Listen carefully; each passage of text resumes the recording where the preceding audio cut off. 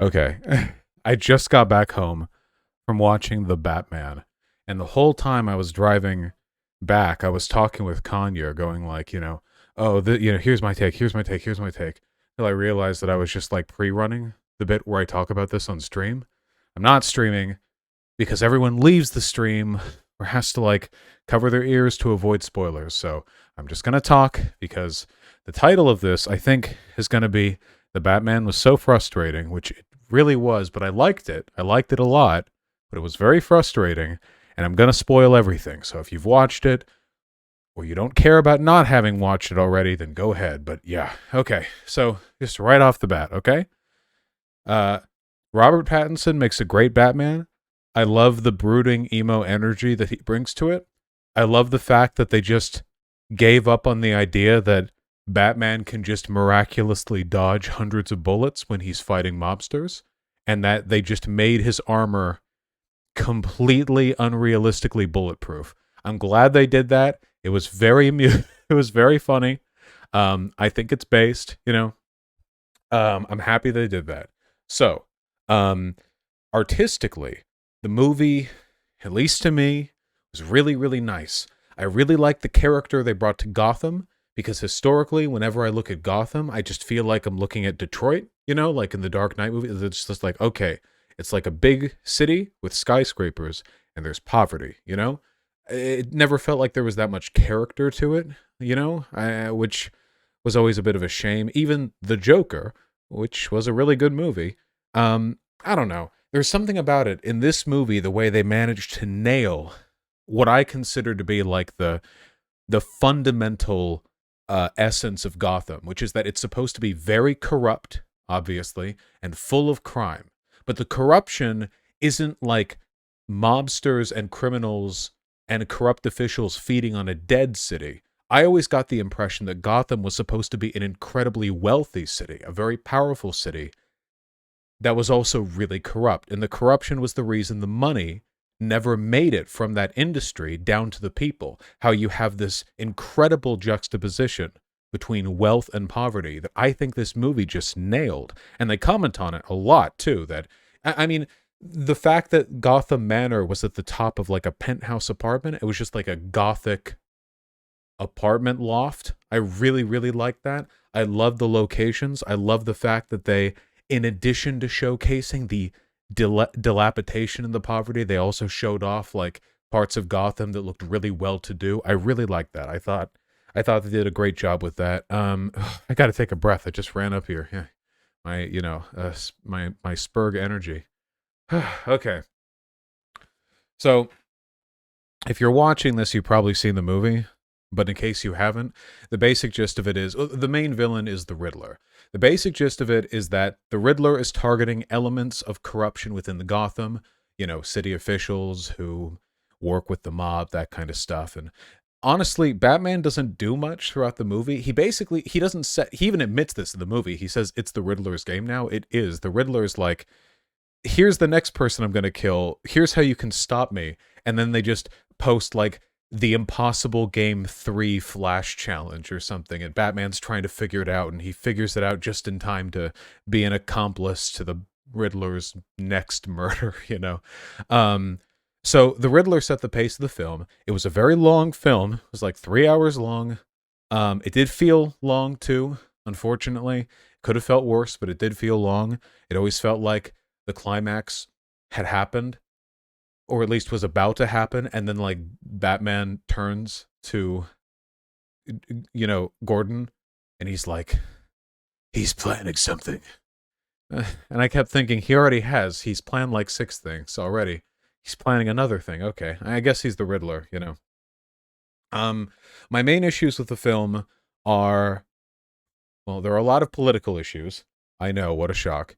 That I have with the film. Oh, sorry, don't mind my dirty dishes, and also the fact that I left my lizard's light on. I swear to God that she's not dying in the burning heat of the sun. Just the camera's light chip isn't calibrated to handle that level of luminosity.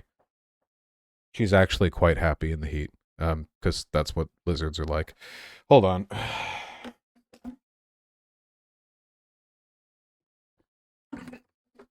So the big problems I have with this movie are structural and political. In a structural sense, I have to say that I was very confused by the approach they took towards the end of the movie when they were resolving everything, all the plot threads, um, because it felt like they were going one way, and then they really, really didn't. All right? So over the course of the movie, attention is called to the fact that Bruce Wayne is a recluse who doesn't use his incredible fortune to help the city in any way, you know? Even in the previous films, like the Dark Knight trilogy, I think they explicitly indicate that Bruce Wayne is using his money to, like, help the city out a little bit, but in this one, no. Bruce Wayne is a total recluse, and I actually like that a lot, because the whole point of Batman's character is that he's like this traumatized edgelord who uses his wealth to fund a personal war of vengeance, which is kind of like a motto in this film, vengeance, you know, a personal war of vengeance against the criminal underbelly of the city, rather than make any real changes, right? Like, because we know, us woke lefties, right, that if you were super wealthy and your city was full of rotten decay, the best thing you could do was use your wealth to fund social infrastructure, to use your influence to back candidates who you trust and believe in, to call attention to meaningful problems and try to fix them, you know, use power instead of your fists. But but I like the fact that he's ignorant of that. Batman shouldn't be like super introspective and self-aware. He's damaged. That's kind of the point of the character. That's, I think, when he's at his best, honestly. It's when he's a smart guy, right? He's very determined and dedicated. He's an inventor, he's inventive, he's a detective, but like, emotionally, he's not all there.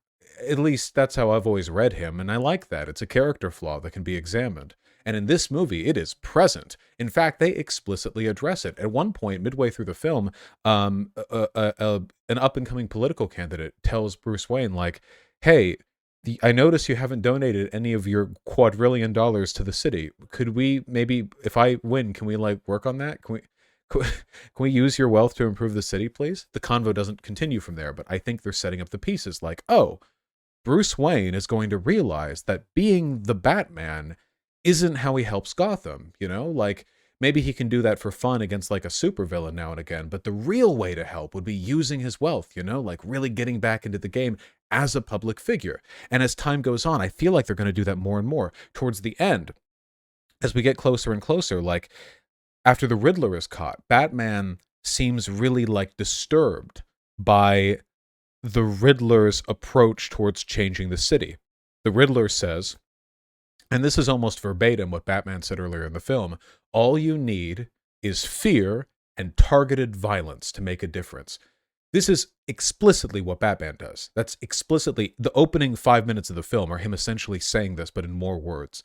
And Batman, rather than acknowledging, oh, the vigilantism that I am engaging in is not providing the positive outcomes I was looking for, he gets really mad and just shouts at the Riddler, and the Riddler just has a meltdown. They don't really acknowledge that, you know?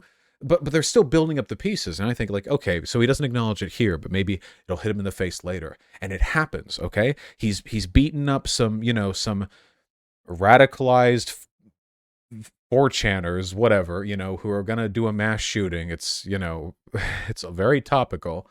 And Batman's beating the shit out of this one kid, and they're like, stop, you got to stop. You're going to kill him, you know. And they pull back the kid's mask, and he looks like fine. He looks like he took a couple of good punches to the face, but like his face is intact enough for him to talk without even a lisp, really. So, you know, and, you know, they ask, who are you, kid? And the kid says, I'm vengeance, which is exactly what Batman said when he was asked who he was earlier in the film.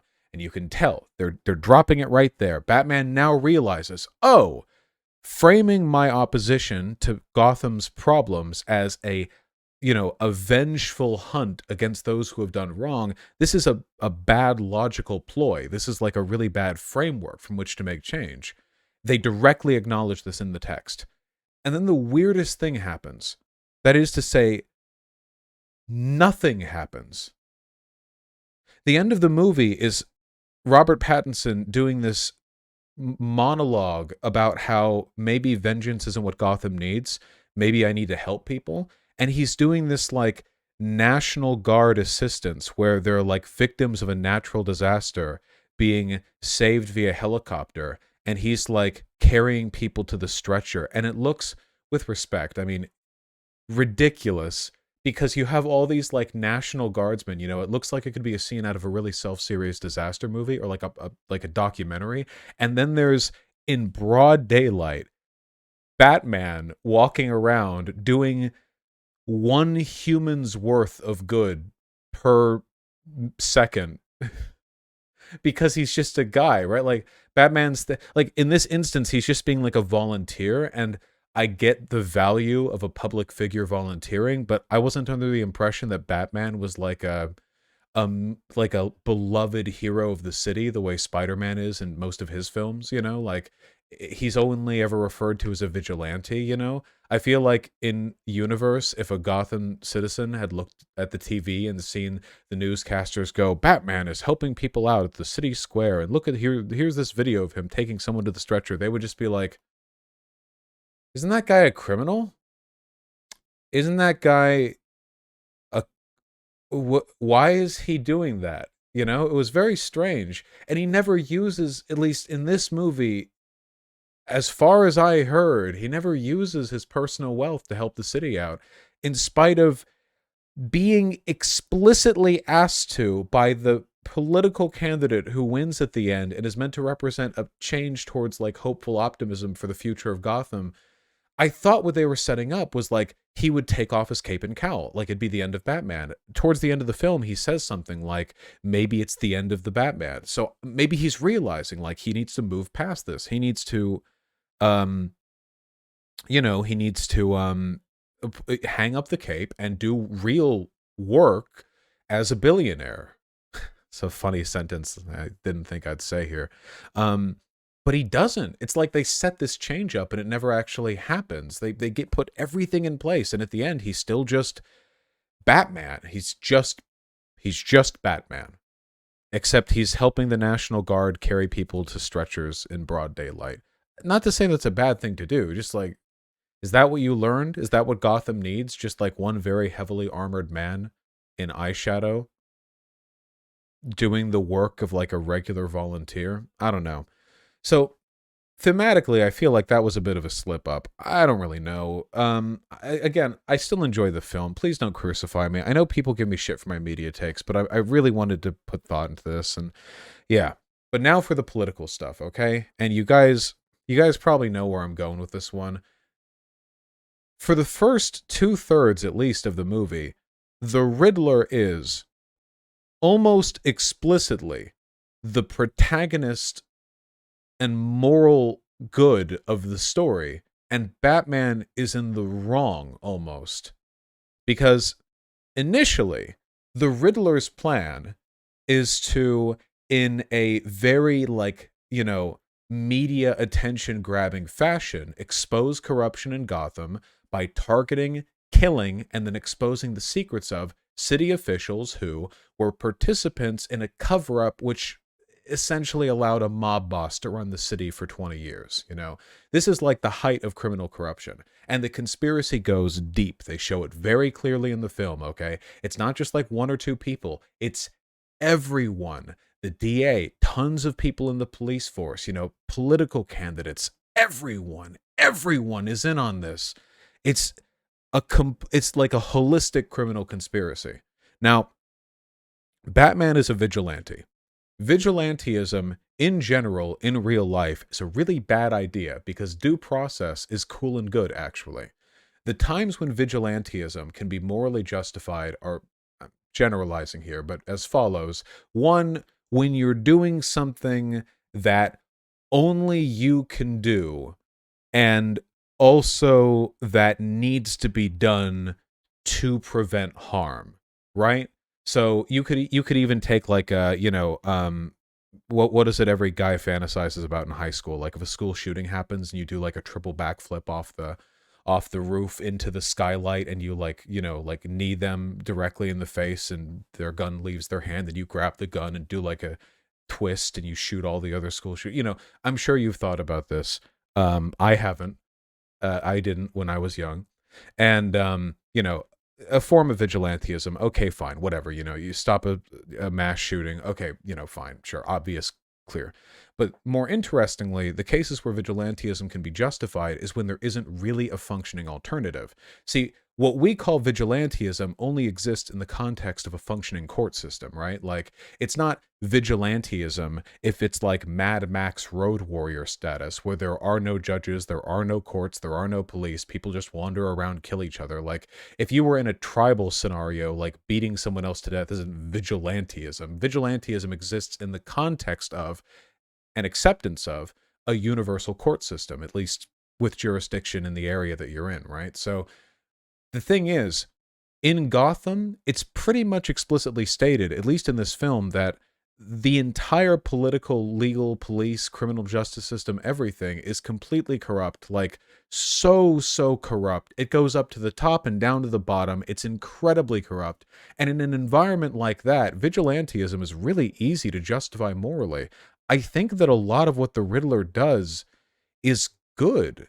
Not just him, honestly, him killing corrupt officials is is kind of minor compared to the greater good of drawing attention to their crimes, which, as the film progresses, does directly lead to greater civic awareness of these problems and like social antagonism and unrest, which is kind of the goal if you want to expose corruption in a city, right? He kills them, but like he's basically killing like mob stooges who are like drug peddlers and murderers, and I just don't really care, I guess. Not to say innocent people didn't get hurt. He drove a bomb in the middle of a funeral. It's all supervillain show business, but broadly, it seems, at least for the earlier and middle and even the early to late, like the first 4/5 of the film, the Riddler's just kind of the good guy, and Batman is trying to stop him, not because he opposes the corruption being unmasked, but because he has this archaic opposition to murder, which, look, I get it if it's Batman's principle, but look, there's one particular instance of this that really gets my goat, okay? The big mob boss guy, Catwoman is going to kill him for personal reasons. And Batman, of course, shows up and grabs the gun, and he's like, "Don't do this. You'll be as bad as him." And it's like, no, she won't. She's killing a mob boss who killed her friend and her mother, a person who's the head of a criminal conspiracy that's ruined this city, probably killed hundreds of thousands of people through their neglect, malnutrition, exposure, just from the pure extortion of city funds being taken away from social services. You won't become that by killing a person like that. What nonsense is this? Like, can you imagine? Like, every other film, like any other film, like, I get this is a superhero thing, but this whole film is gritty and edgy. You can only do gritty and edgy, but then have these moral lessons come out. It's like Inglorious Bastard, like, don't kill Hitler. You'll become as bad as him. I guess the person who did kill Hitler was as bad as Hitler, so maybe point taken. It's really dumb. If Batman himself doesn't want to kill, that's fine. If he wants to tell other people not to kill, that's also fine. But the narrative of the film condoning his message that killing a murderous mob boss makes you as bad as him is just stupid. It's really dumb, and it's borderline reactionary as well. It's very much like the liberal, phony pacifism, where systemic violence, which is institutionalized, is acceptable, but retaliatory or defensive violence against that system is unacceptable, Really, really dumb. And a lot of people die in this movie. Like, I don't really know how many exactly, but it's got at least a 4-digit count. I'll say that much. Maybe 5, a lot of people. But anyway, the Riddler's coming off kind of like the good guy for the longest time in this movie. And then they do a Tyler Durden thing. They do the thing they did with Bane back in The Dark Knight Rises. I hate this movie trope. I hate it. I hate it so much. When you have a villain who's got a really good point, and oftentimes the villain who has a really good point has a good point because they're drawing attention to social injustice. That's usually the good point they have. The writers then realize, oh God, We need to up the stakes. And I just realized this guy comes off way too sympathetic for us to be rooting for his downfall. We need to make him go over the edge. So then the Riddler, who has up until this point exclusively been targeting people associated with corruption, criminality, the looting and destruction of Gotham, he's like, okay, now I'm just going to blow up the seawalls around downtown so I drown thousands of people, and then I'm going to instruct my radicalized mass shooters to just gun down a bunch of people at a campaign victory speech of a lady who seems like she actually is kind of cool. What? Why? Like, up until this point, I was under the impression the Riddler was angry, embittered, and yes, genuinely insane because the city had been essentially raped by corruption, and he wanted to lash out against the people who had done it. And his methods weren't clean, and they weren't pretty, and they weren't morally, unimpeachable, but they worked. See, the thing that frustrates me especially is that after Batman talks Catwoman down from killing the mob boss, they arrest him, and then Riddler kills the mob boss. The guy dies anyway, just 5 minutes afterwards. It was, got killed by another guy. Okay, right? But the thing is, what was the plan if they had arrested the mob boss? They exclusively indicated in the movie, why did I say exclusively? They explicitly indicated in the movie that the city was corrupt down to its roots. The origin story of this big criminal conspiracy was literally like a rigged deal in a drug bust through the criminal justice system. How the fuck do you know you're going to get a good trial on the mob boss who you insist on arresting? This is what I mean about vigilantism being morally justifiable if there's no alternative. The criminal justice system, the court system in Gotham, explicitly in the text, is bananas. It is fucked. It is not gonna work. So what, you arrest the mob boss and then he just kills all the witnesses? It's not like that hasn't happened before in the movie. That's a thing that happened before. He had people who had dirt on him killed. Like, why wouldn't he just do that again? Sometimes death is the thing that you need to do. This is one of the reasons why I respect Avatar: The Last Airbender, who realized they couldn't have their pacifist main character Aang end a 3-season, epic by murdering Ozai, even though Ozai, boy, especially for a kid's show, man, was there ever a villain who deserved to die, man? Ozai. You could morally justify that one. Oh boy, you could. It's very much an ontologically evil situation for that guy. But rather than simply arrest him, they recognize that no arrest of Ozai is going to be sufficient until the mechanism by which he achieved power is taken away. They can't take away his hereditary birthright. They can supersede it, of course, through Zuko becoming Fire Lord. What they can do instead is take away his firebending, which they do. And then he's just a regular guy, and not nearly as dangerous. The problem with the real world is we don't have bending and magical ways of taking away bending, and the power that a mob boss has continues to exist when they're arrested. There are plenty of real-world examples where you'll have, figures in the mob arrested, and they'll just get out. Because, well, depending on the country and how strong the criminal justice system is, you can just kill people who oppose you and bribe officials. In America, it's much harder than it is in a country, say, like Mexico, which historically has had serious problems with the cartel. Historically, Japan has had major problems with the Yakuza, though they had a big crackdown on that a couple of decades ago, and since then, things have been a lot better. I'm only saying that the idea that Catwoman killing the mob boss would have, tainted her is bad enough on its own, but the movie didn't even have the balls to let the mob boss live and show us the consequences of what him being allowed to live would have actually done, which would have been several dozen dead witnesses, maybe a couple of dead jurors and court officials, and then he gets off on a technicality. In the Gotham that movie sets up, that is exactly what would have happened. But then he just gets shot by the Riddler, so. Anyway,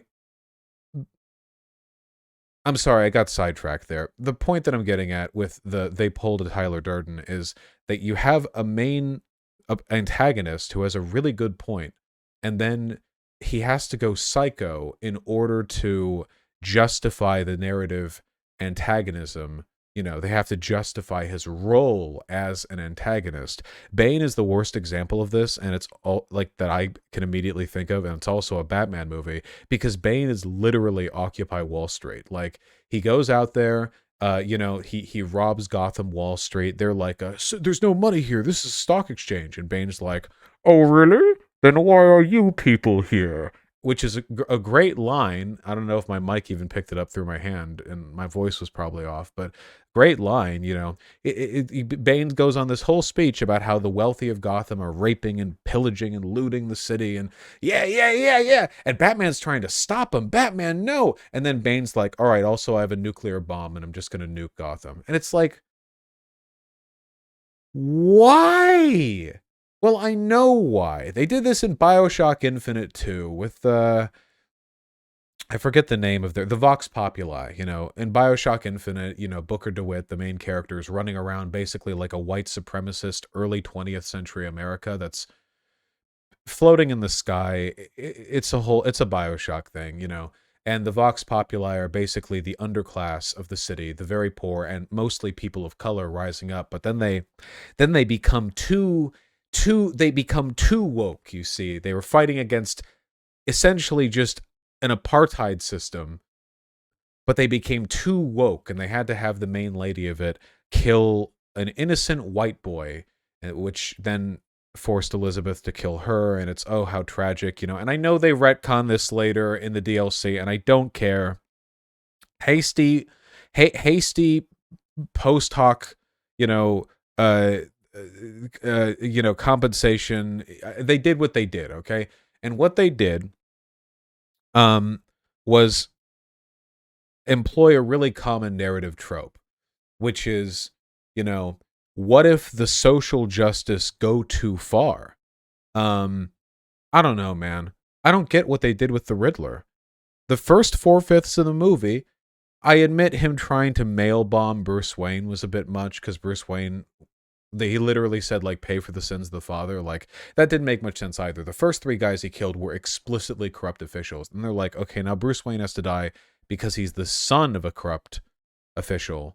Which, no, but okay. And then, for his final act, he just decides to kill all of Gotham, basically, kill a ton of people with, who have done nothing apart from just, like, live and exist. Yeah. His motivations would have been way more consistent. Batman should have hung up the cape at the end of the movie. The Riddler should have remained consistent with his principles, which would have given him the ability to confront Batman on his values. Well, why shouldn't I be able to kill these people, huh? Well, what's wrong? They've killed plenty of people. They've ruined this city of millions. Why can't, what, some violence against them is so bad compared to what they've done? It was the only way of changing things. You, Batman, in the beginning of the movie, were fighting against random thugs on a subway. And the Riddler was exposing and killing powerful, corrupt officials. Batman, you were the person lacking vision here. You were the person making the mistakes. You could have been going after the big high rollers. You could have been using your wealth, your influence, your intrigue, your social power, and your detective skills to find out what was really causing the poverty and the crime in the city, using your vast wealth to address it, and using your Batman skills to directly confront, arrest, and expose, as a vigilante, these people. But you weren't. You were beating up random dipshits on a subway. The Riddler stepped in and did his job, and you didn't like it because it was a little too bloody for you. But you know what? He still did it, and you couldn't. But no, the movie couldn't commit to that. So, instead he has to go all Joker mode at the end. Literally, actually, because Joker shows up at the end. Also, don't you think having Batman hang up the cape at the end of this movie would mean that if they made a sequel, they would get to have a really, really cool, like, I have to come back moment, like they could even have that in the trailer, like, because Joker's hyped up at the end of this one. I don't know if they'll do a sequel, but just in case if they don't do a sequel, then why not have him hang up the cape, right? If they do a sequel, have it be like a year or two in the future, he's using his Bruce Wayne persona to help out the city, then the Gotham starts killing a lot of people, and nobody can figure out, and he's and Bruce Wayne is like, all right, maybe if I invest more money in this community program, I can fix this problem. But you can't. Joker's a supervillain, man. Supervillains got to be taken down by superheroes, and he knows that, and he goes back into the action. Now, come on, that'd be a pretty good opening to a follow up. Yeah, I'm just saying. I missed my calling. Anyway, those are my thoughts. Love you guys. Hope you enjoyed.